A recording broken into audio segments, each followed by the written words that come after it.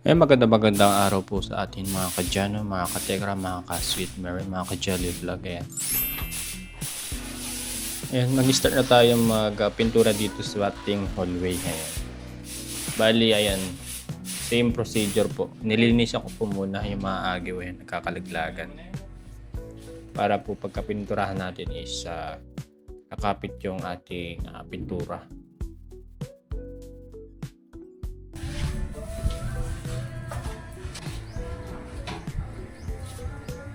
Emergency.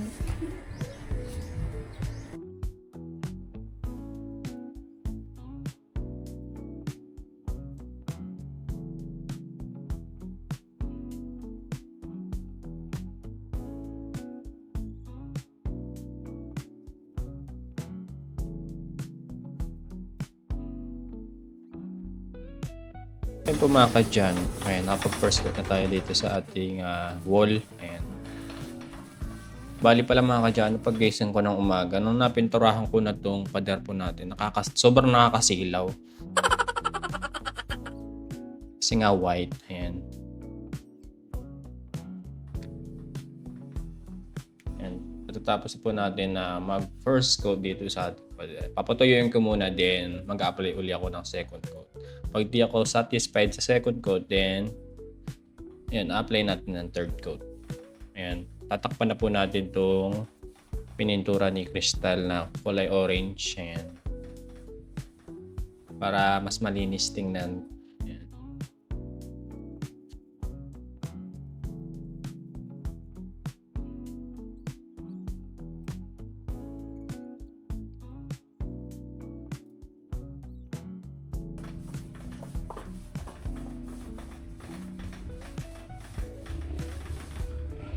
Tingnan mo na.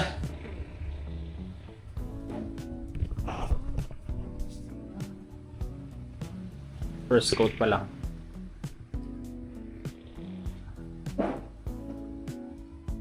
Tapos na, ayan. Tapos na yung aking kwarto. Shallow, ganda. Ikot-ikot lang.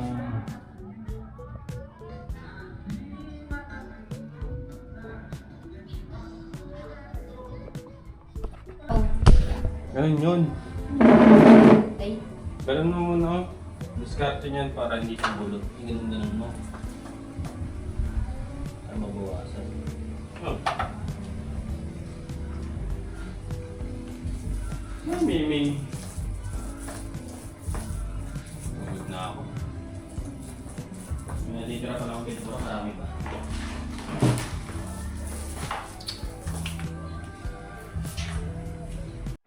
Ito po mga kadyan, pagbalik ko, ayan, nagpipintura na pala si Crystal dito sa may kagagawa niya. Charing lang.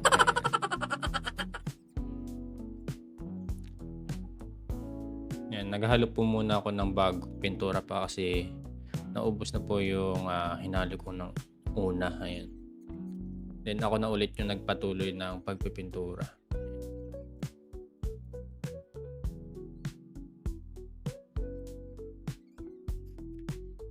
Yan, tinitira ko po yung nasa taas kasi iniiwasan ko mapinturahan yung ating ceiling.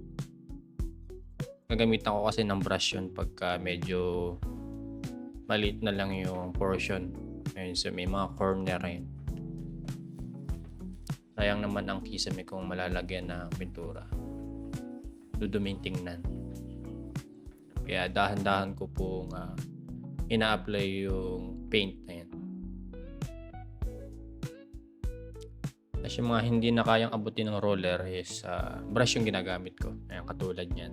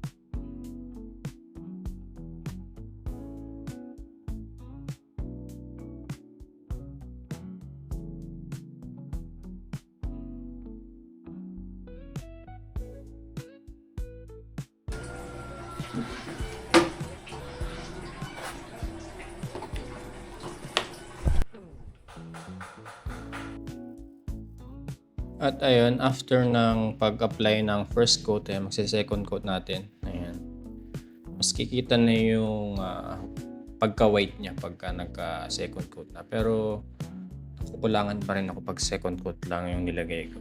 Ayan.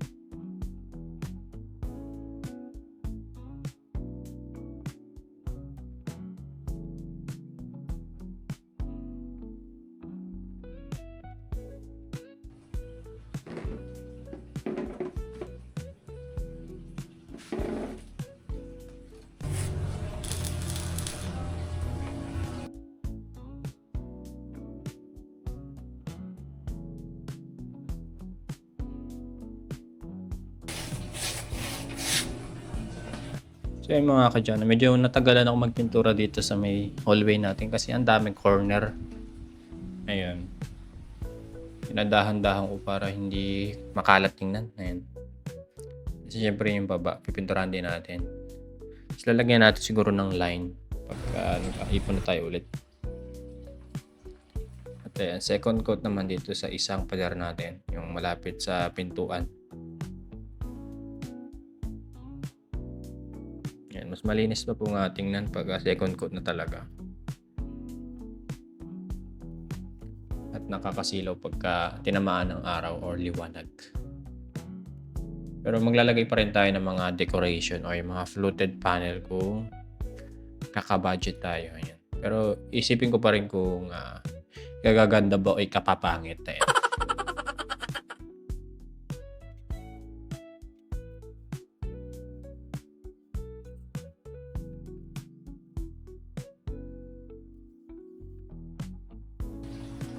So yun po mga kadyan, pinipintura ko po yung mga singit-singit. Yung kagandahan sa camera ko mga kadyan, pagka against the light, hindi masyadong wash out yung video natin. Ayan. Makainis pa rin. Pero yung nasa may liwanag, ayan, hindi nakita masyado.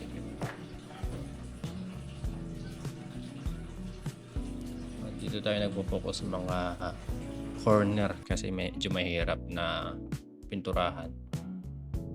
Kailangan natin ingatan yung pre-shine natin kisame. Pero hindi ko pa rin maiwasan na malagyan.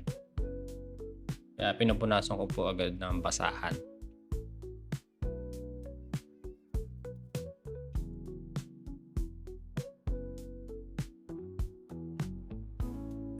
At ayun, finally mga kadyan, hindi lang tayo magpipintura sa side ni Crystal.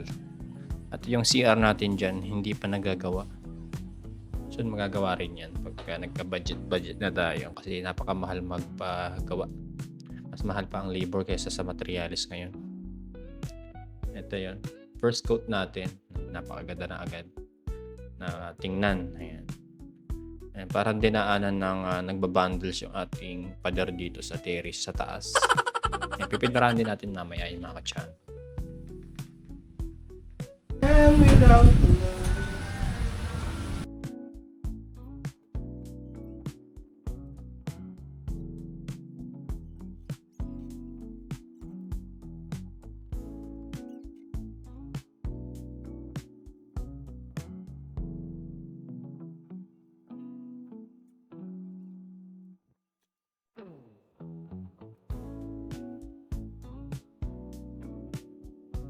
At so yun po mga kadyano, pinatanggal ko kay Crystal yung kanyang mga anik-anik ayan, sa may pinto niya para makasi mapapatakan ng pintura. Ayan, baka sumama loob niya sa akin.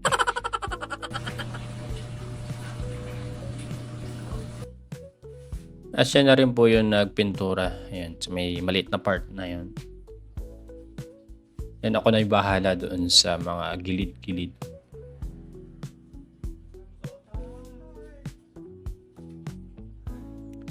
Ito yung medyo nakakapagod lang mga kadyano kasi yung mga part na corners, ayun doon ako napapagod. Kasi kailangan kong ipulido. Pagka kasi sobra-sobra o kalat-kalat ang hirap. Ang hirap sa mata na ang dumi-dumi. Yan.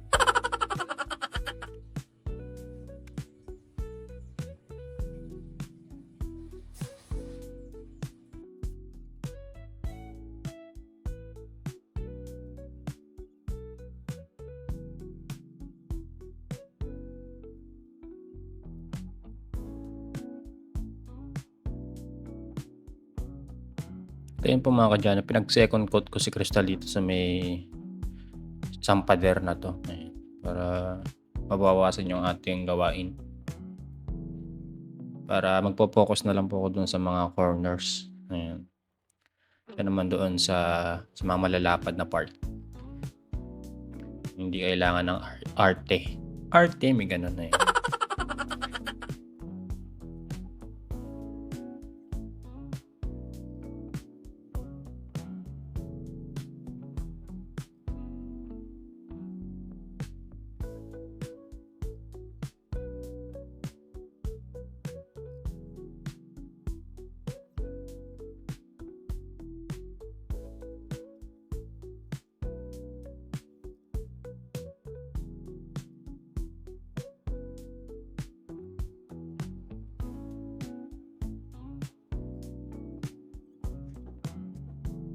Doon pala mga kadyano, dinamay ko na rin pala yung hamba ng pinto ni Crystal kasi napakaduming tingnan. Ayan. Gusto ko nga rin baka palitan ko na rin yung pinto niya kasi plywood lang kasi yan, madaling butasan. Pagka nagka-budget tayo, papalitan po natin ng solid door para mas magandang tingnan, tsaka ayun, matibay, saka secured siya din pagka lumalabas-labas ako, pagka syempre wala ako sa bahay. At ito naman, itong pinto naman to, lalagyan ko siguro ng aluminum door to kasi pagka umuulan yung anggin ng ulan tumatama, pumapasok sa loob. Kapag kahoy kasi nilagay ko dyan baka mabulok lang agad kahit na mahogany pa yung ilagay nating hampa. At ayun po mga kadyano, dito naman tayo nagpintura sa may tawag dito, sa may terrace natin. Ayan, yung ating pader na napakadumi. Ayan, mapapalitan na ng maaliwalas na pader. Ayan.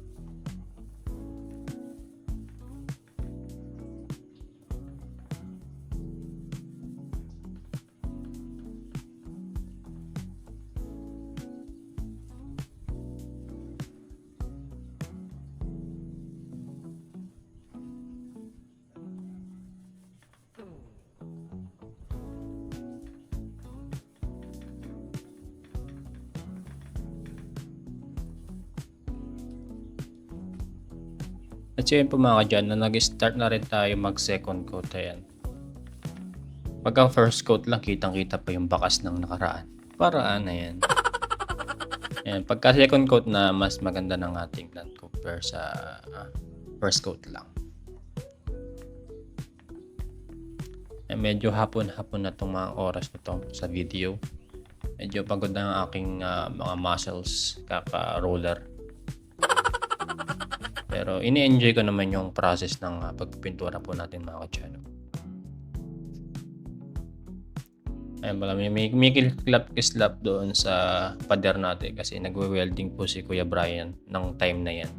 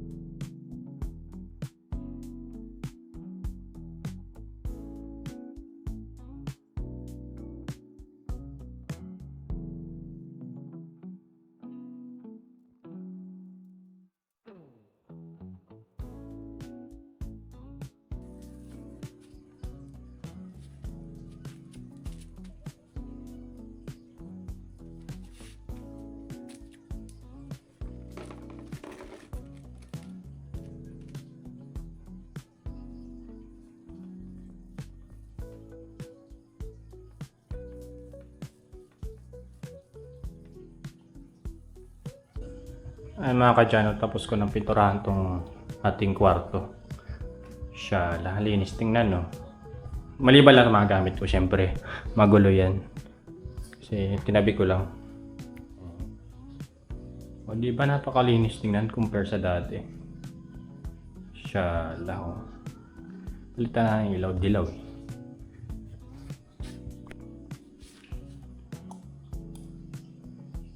Yan, puti. Diba? Ang ganda. I-arrange ko na lang yung mga gamit ko. Ayaw ko, baka di ko kaya ngayon kasi pagod yung katawan ko. Ito rin, nagawa na namin ni Crystal. Yan. Meron pa naman natirang pintura. Baka mapinturahan ko pa itong ating CR dito sa may... Ito. Baka mapinturahan ko pa ito. Hindi ko na siguro ipata-tiles. Pintura na lang, mas bagay pa. Ayan. Puti. Diba? Ganda. Kahit na ganyan lang, kahit wala nang masilya. Dito, dahil may natira konti sa pintura kanina, ayan, pininturahan ko na rin itong terrace natin. Ayan. Baka ito yung susunod ko kung sisipagin. Turahan ko na. Ang ganda no. Diba? Montage kunyari. Papasok ng ganon. Diba? Oh sheesh. Ganda. Malinis ah.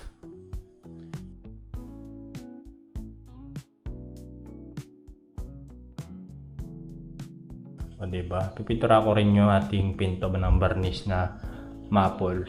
Mapula-pula. Ayan. Kaya hindi ko siya pininturahan ng pintura. Ilihain ko to. Pinturahan ko ng varnish.